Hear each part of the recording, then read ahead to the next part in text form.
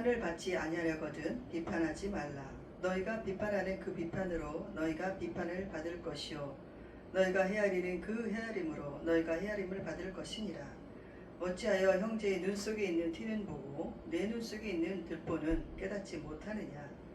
보라, 내 눈 속에 있는 들보가 있는데 어찌하여 형제에게 말하기를 나로 내 눈 속에 있는 티를 빼게 하라 하겠느냐. 외식하는 자여, 먼저 내 눈 속에서 들보를 빼내라.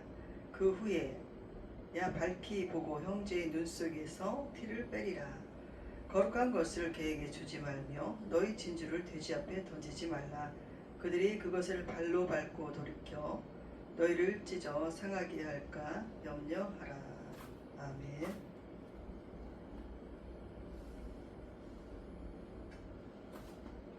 이제 마태복음 이제 산상수훈의 말씀이 이제 끝내가고 끝을 맺어가고 있습니다. 그래서 이제 7장에서는 하나님 나라 천국 백성으로서의 실천적인 삶을 주님께서 말씀해주고 계신 것을 알 수가 있습니다. 그래서 이 비판을 하지 말라, 오늘 말씀 이제 비판을 하지 말라. 오늘 제목은 들보를 빼내어라, 들보를 빼내어라가 제목이 되겠는데요. 이제 비판을 받지 아니하려거든 비판하지 말라 이렇게 주님이 말씀하세요. 그 말씀들이 이렇게 앞장들과 이렇게 밀접하게 이렇게 연결되어 있는 것을 이렇게 볼 수가 있을 것입니다. 이제 그래서 산상수훈의 결론으로 이제 나아가게 되는데, 하나님 나라에 그 말씀 있죠. 하나님 나라는 말에 있지 않고 오직 능력에 있다고 하시죠. 고린도전서 4장 20절에 보면 하나님 나라에 말에 있지 않고 오직 능력에 있다고 하십니다. 이것은 들은 말씀을 순종을 하고 하나님의 말씀 청정해야 되겠죠. 그냥 대강 들어서는 게 아니고 청정을 해야 되겠죠. 순종을 하고, 그래서 성종을 하고 순종을 하고 또 실천하는 데 있는 것을 말씀하시는 것입니다. 그래서 듣고 순종할 때 그것이 우리 능력이 되는 거죠. 능력이. 첫 번째로 주님은 비판에 대해서 얘기하고 계세요. 그래서 1절, 2절을 이렇게 비판치 말라, 또 헤아림을 받을 것이라고 하십니다. 아주 강하게 여기서 강한 어조로 말씀하고 계시죠. 명령하시죠. 명령. 비판받지 않고 싶으면 비판하지 말라. 다 이렇게 강하게 말씀하고 계십니다. 비판을 얼마나 삶 속에서 안 하고 살고 계신지 여쭤보고 싶습니다.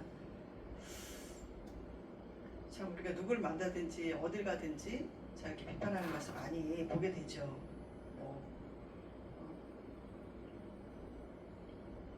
어떤 사람들은 가족들에 대해서 비판하기도 하고, 또 이렇게 뭐 어떤 사회적 관심의 사람은 사회적인 것에 비판하기도 하고, 하여튼 비판을 많이 하고 사는 그런 정말 이 세상입니다. 세상이. 자, 그런데 예수님께서 비판하지 말라 딱 이렇게 말씀하시는 거예요. 아주 강하게. 그래서 비판을 받으면요, 비판이 그대로 돌아올 것이라는 거예요. 우리가 남을 비판할 때가 있잖아요. 뭐 정죄할 때가 있잖아요. 알게 모르게. 그럴 때,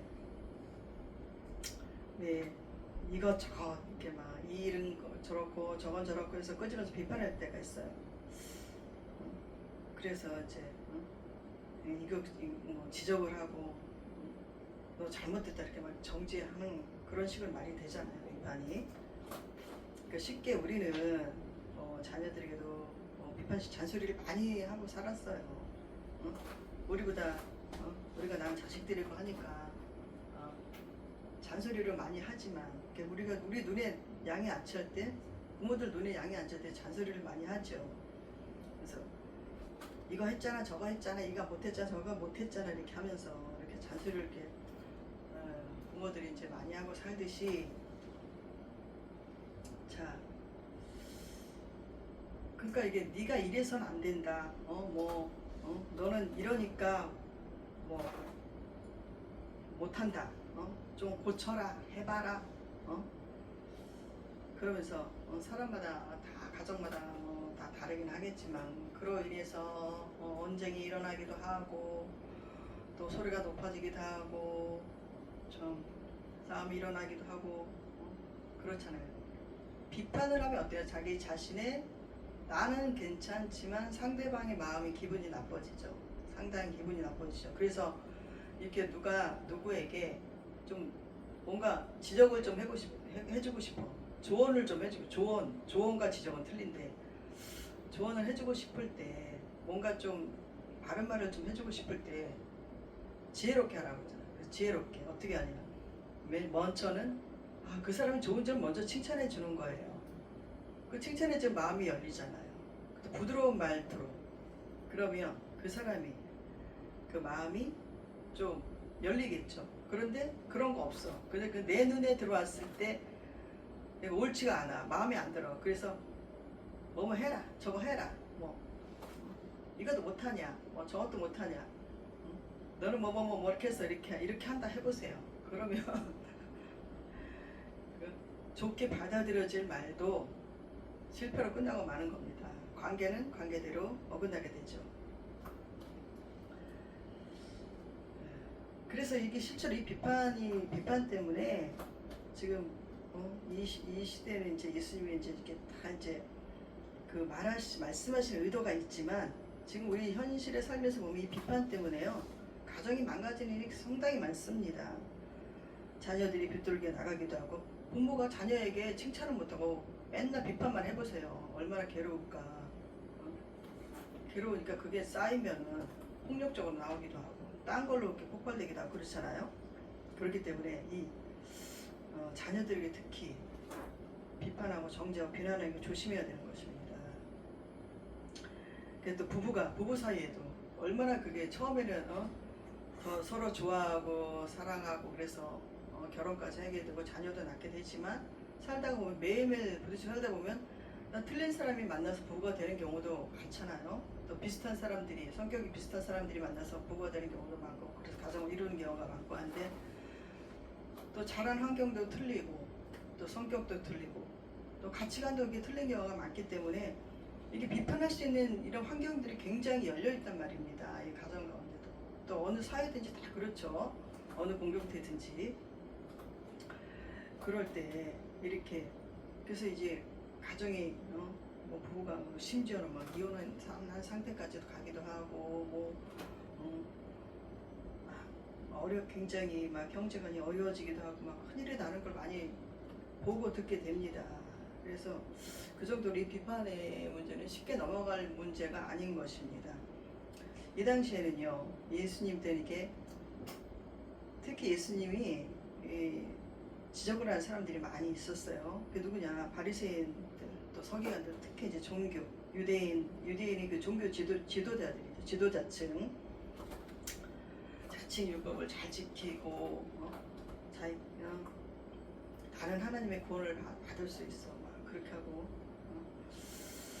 그렇게 자칭 막 자기 의를 내세웠던 자랑했던 그 사람들 그 얘기를 하는데 이 당시에 이제 예수님 때 바리새인 서기관들 유대인들이 이제 그 자기 그 율법이나 또 자기들만이 세운 그 종교 계율들이 있어요. 그런 것들을 오늘 하면서 저 비판이 그냥 일상화됐던 그런 시대였습니다. 그래서 그 모세의 율법이 얼마나 그 조목조목 보면 다 지키려고 얼마나 이제 이 사람들이 겉으로 지켰죠. 겉으로 남의 물건을 도둑질하지 않았어. 도둑잖아요. 그런데 속에는 탐심이 가득했던 사람들인 것이에요. 실질적으로 그 욕심을 부린 것이 아니라 그 정도로 한 예를 들면 그렇습니다.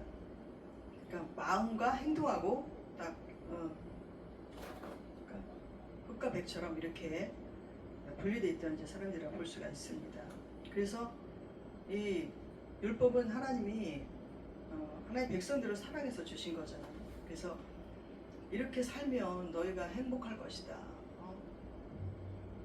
그런 마음으로 하나님이 이제 모세를 통해서 주셨는데 그래서 이게 하나님의 결국은 하나님 마음도 모르고 하나님 사랑하고도 거리가 먼 그 자기의 의로 가득한 가득한 사람들이 바로 이 종교 지도자들 층이었던 것입니다.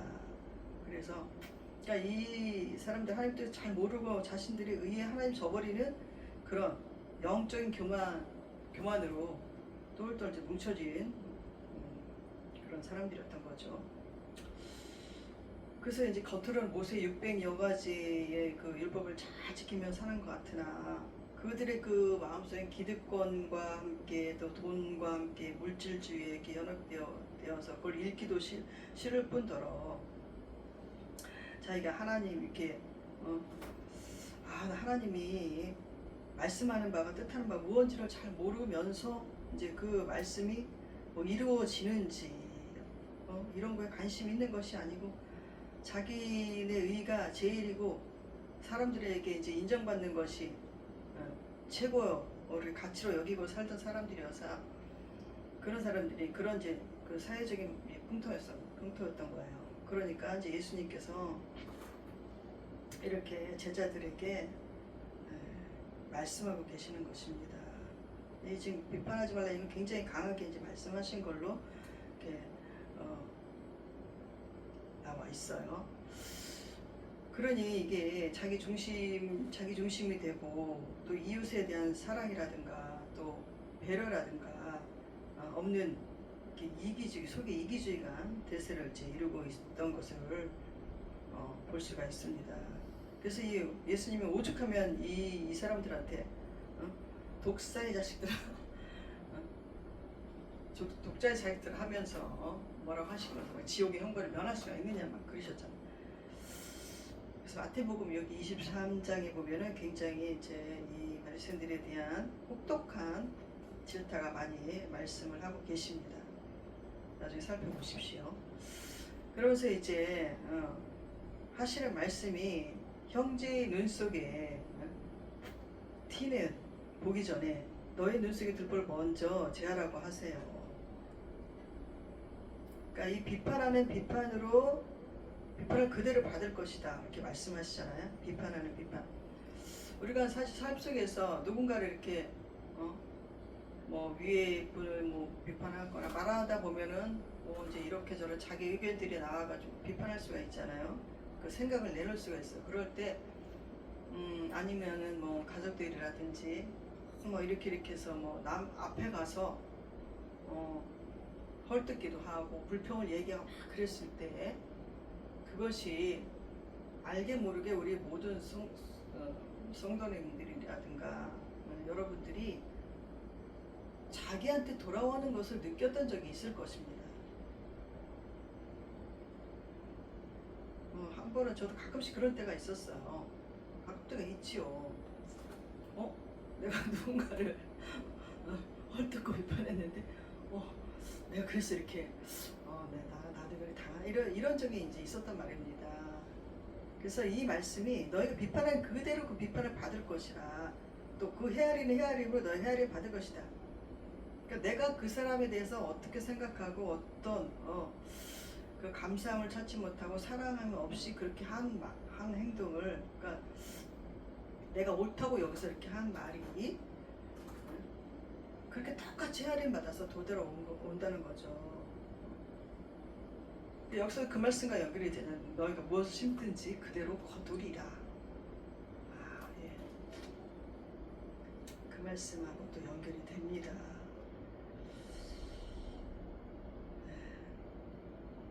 그래서요 이게 이 속에 이제 우리들이 이제 그 속에 사람들 속에 그 판단하기 좋아하고 비판하기 좋아하는 건 교만함이 자리 잡고 있는 거죠. 그래서 하나님께서 지금 이제 그 판단하고 누군가를 정죄할 수 있는 것은 하나님의 권한인데 그것을 자기가 자기 마음속에 그냥 마치 그 하나님의 자리에 올라가는 거나 같은 차원에서 이 말씀을 봐야 하는 것입니다. 그래서 우리가 무슨 누구를 만났는지 어떤 일이 됐든지 함부로 입을 열어서 비판하거나 정죄하거나 자기가 마치 내가 하나님이야. 내가 다 알아. 이런 식으로 얘기해서는 안 되는 것입니다. 그래서 이게 굉장히 이제 무서운 거죠. 이게 어디까지 연결이 되냐면 예수님을 정죄하고요. 예수님이 그 말씀대로 오셨는데 알아보지도 못해 영적인 게 소경이 돼서 예수님 알아보지도 못한 이 유대인들이 또 예수님을 정죄하고 그 십자가에 죽기까지 그렇게까지 내놓는 그런 결과까지 연결이 되기 때문에 이것이 참 무서운 것입니다. 그 마음 자세를 꿰뚫어 볼 수가 있는 거죠. 그러면서 3절에 주님이 형제 눈 속에 있는 티는 보고, 그러니까 상대방에 있는 그 티는 이렇게 작은 먼지 같은 거잖아요. 먼지. 그런데 네 눈 속에 있는 들보는 깨닫지 못한다. 티와 들보가 굉장히 대조적이죠. 들보는 이 집을 세울 때 넣는 그 대들보 같은 거잖아. 대들보 같은 거. 그러니까 그 대들보가 너의 눈 속에 이제 들어 있는데 먼지 같이 근데 그 티를 보고 너 자신을 먼저 알아라. 너 자신을 먼저 깨달아라. 이렇게 말씀하고 계신 것입니다. 티와 들보는 여기서 뭐예요? 티와 들보는 이제 그 죄에 대해서 얘기하시는 거, 죄에 대해서 얘기하시는 것이고, 죄에 대해서 얘기하는 것이기 때문에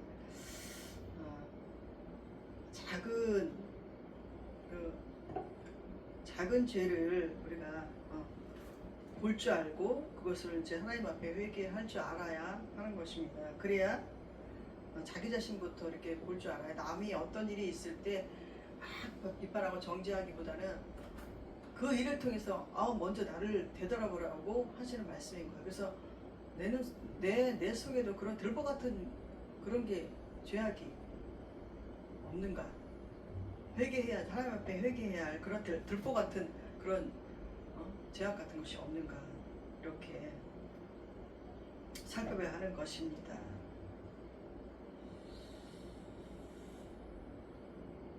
그래서 이 바리새인들은 속에는 그 죄악의 흑암 어둠 속을 헤매고 있으면서 마치 겉은 번지르르한 그런 과일처럼, 그런 과일이 먹으려고 보니까 속이 다 썩어 문드러진 것 같이 자신이 어떤 존재인지도 모르고 남을 판단하고 정죄하고 살게 바빴던 것입니다. 그러니까 그것이 행복인지 착각하고 살아던 거죠. 그 사람들은 남을 높일 줄 모르고 깎아내리고 사람들 위에 군림하고 싶어서 안달이 나고 나 이런 사람이야. 나 따라올 사람이 어디 있어. 그렇게 우쭐대며 자기 이름을 과시하며 이렇게 자기 힘을 과시하고 나 능력이 있어 이렇게 과시하고 싶었던 사람들인 거죠. 그러니까 그렇게 이것을 굉장히 정말 주의해야 하는 것입니다. 이게 자리 잡고 있으면요 정말 예수님이 나타나도 못 보는 거예요. 예수님이 나타나도 못 봐. 예수님 옆에 있는데도 앞에 있는데도 그냥 못 알아보는 거예요. 우리 삶 속에서도 그렇잖아요. 자기가 너무 나의 어려운 것이 너무 많아. 나는 아직까지 건강하고 또 어딘지 내가 할 수 있는 건 할 수 있어. 내가 하고 싶은 대로 다 할 수 있어. 다 자기 걸 착각하고 사는 거죠.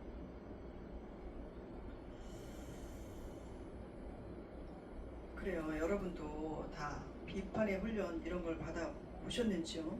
지긋지긋하게 받아본 사람이 복된 것입니다. 왜냐하면 사람의 마음을 알 수 있게 돼요.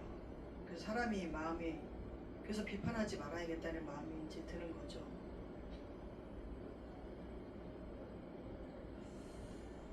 비판하는 사람들은요 생활이 비판이에요. 자기 삶을 갉아먹고 사는 거랑 마찬가지죠. 그게 주님이 너를 축복하는 자에게 축복하고 너를 저주하는 자에게 저주하겠다고 창세기에서도 말씀하시잖아요. 축복으로 나아가야, 말이 축복으로 나아가야 그 축복으로 돌아오는 것입니다.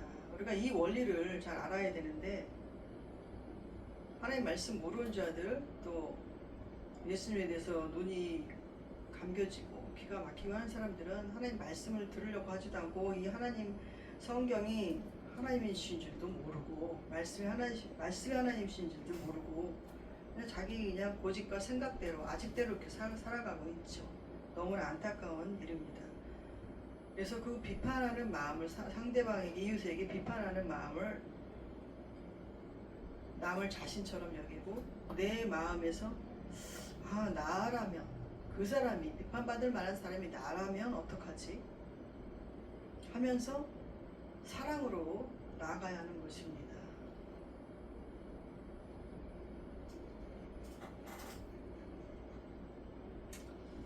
그럴 때 상대방으로 하여금 또 호의를 얻을 수가 있고, 또 계속적인 좋은 관계가 될 수 있고, 그렇잖아요. 그런 사람들이 되지 맙시다. 우리는 그런 사람들이 되지 말고, 오직 비판이나 정죄하는 이런 마음은 오직 하나님께 맡기고요. 오직 그 상대방을 축복하고, 또 그 사람이 잘못됐으면은 주님 앞에 나가서 이제 기도를 올려드리고, 이렇게 오직 하나님의 마음을 기쁘게 할 수 있는 그런 모두가 되시기를 참으로 축복을 합니다. 그리고 원합니다. 네, 그래서 또 이렇게, 그래서 우리 자신 속에 있는 죄부터 보자. 그런 마음으로 살아가시기를 축복합니다. 네. 그래서 5절에 주님이 외식하는 자의 먼저 내 눈 속에 들보를 빼어라. 거기에 밝기 보고 형제의 눈 속에 뜰을 빼리라.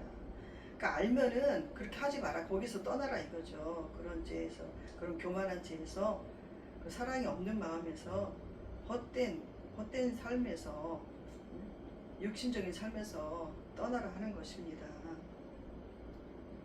눈이 마음의 이제 등불이잖아요. 등불이라고 하셨기 때문에, 이 앞에서도 계속 마음의 등불, 눈은 마음의 등불 이렇게 말씀하고 계시잖아요. 그래서 네 눈 속에서 들보를 빼내어라. 그래야지만 내 마음 속에서 이 들보를 빼내야지만 상대방을 그 티를 빼줄 수 있는 그런 원리가 되는 것입니다.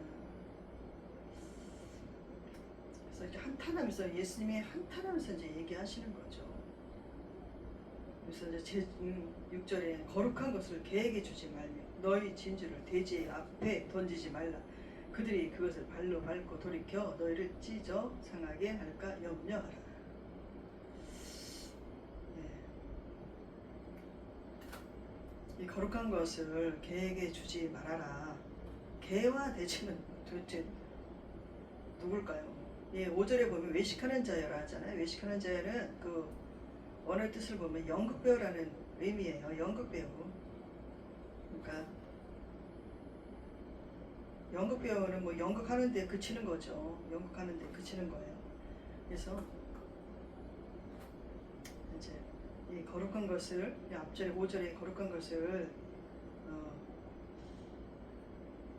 결국 이제 외식하는 자라고 이제 드러났어요. 이 사람들을 보고 이제 말씀하시면서 이제 거룩한 것을 계획해 주지 말라, 또 진주를 돼지 앞에 던지지 말라 하면 결국 이 사람들을 보고 얘기하시는 것입니다. 우리가 하나님을 구원을 받고 또 살려면 하나님을 알아가야 하잖아요. 어떤 분인지 알아가야 하잖아요. 알고 믿는 것이 최고 좋은 것이죠. 그냥 무턱대고 뭐 성경은 뭐 그냥 이렇게 문자적으로만 받아들이는, 문자적으로만 해믿고 그냥 믿음 생활 하는 분들, 일주일에 한 번 그냥 교회만 왔다 갔다 하고 예배만 한 번 드리겠다고 그런 사람들, 뭐 일주일에 뭐 성경 앞에 10분이라도 앉아서 읽지 못하는 분들, 기도 10분이라도 5분이라도 하지 못하는 분 대부분이 많잖아요. 그랬더니 이거를 지향해야 하는 것이죠. 그렇게 나가면요, 하나님을 잘 모르고 하나님 마음도 잘 모르기 때문에 정말 외식할 수밖에 없는, 그냥 그저 그냥 연극배우처럼 뭐 대강만 뭐 교회 가면 되지 뭐 예수님의 영접했으니까 뭐 하나님 자녀로서 뭐 나 천국 가겠지 이렇게 생각하면 큰 오산입니다. 그 구원을 잊어버릴 수도 있는 거예요.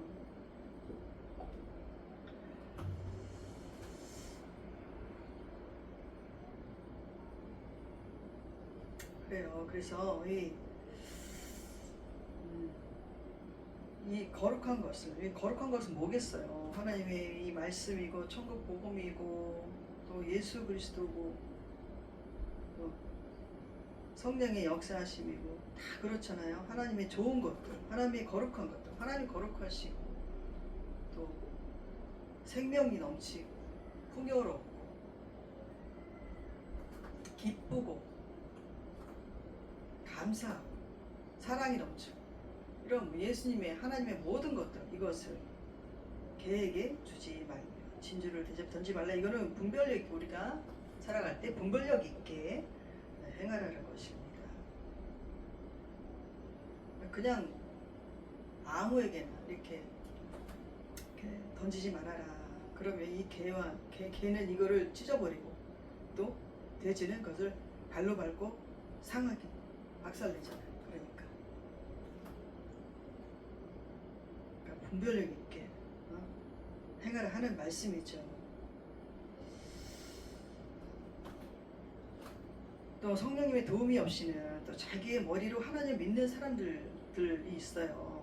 성령이 그냥 머리 말씀을 막 영과 말씀에만 너무 그냥 화삭하게 그냥 이건 무슨 뜻이고 뭐 그래 그러면서 성령님이 하시는 일을 부인해. 부인하면 안 되죠.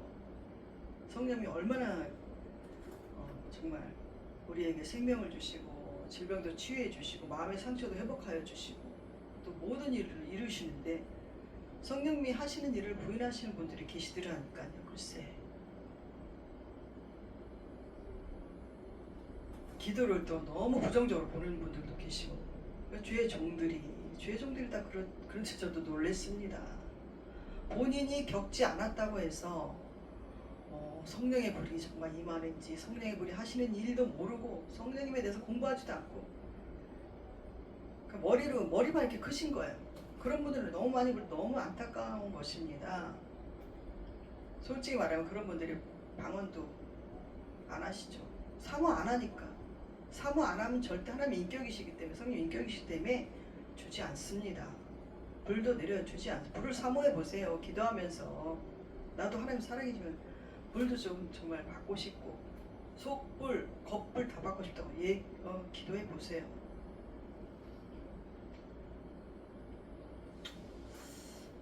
정말 우리 주의 종들이 정말 회개하고 자기 자신의 것만을 내세우지 말고 정말 이렇게 비판하는 시각을 먼저 우리 주의 종들이 목사님들이 그 비판적인 그런 마음을 버려야 할 줄로 믿습니다. 할렐루야. 감사함으로 내게 주신 달란트는 이것이구나 하면서 그렇게 섬기면 되고 그렇게 하면 되는데 그 속에는 뭐가 있어요? 교만이 있고 자기가 좀 더 이렇게 인정받고 높임받고 싶은 그런 마음이 있기 때문에 남들에게 나타나는 하나님의 그 역사 같은 것을 받아들이지를 못하는 거예요. 그런 성도들은 많이 있습니다. 하나님 앞에서 정말 우리가 겸손하게 정말 세심하게 살펴보고 함부로 그렇게 비판하고 정죄하지 말고 하나님의 일을 우리가 살펴보고 알아보고 또 구해보고 바로 하나님을 알아가야 될 줄로 믿습니다.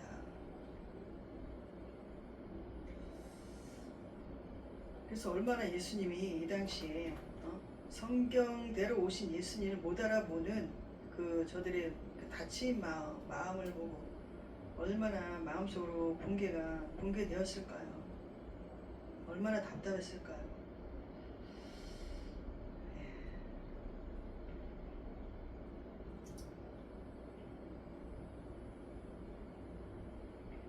정말 우리가 오늘 말씀을 통해서 형식적으로 그 예수님을 믿는 이런 데서 다 떠나가시기를 주님의 이름으로 축복을 합니다. 저도 그렇고 다 저도 되돌아보고 형식적인 믿음에서 다 떠나시고 정말 진정으로 신령으로 정말 마음을 다해서 하나님을 바라보고 예배를 드리고 찬양을 하고 하나님을 소망하며 나가시기를 간절히 바랍니다.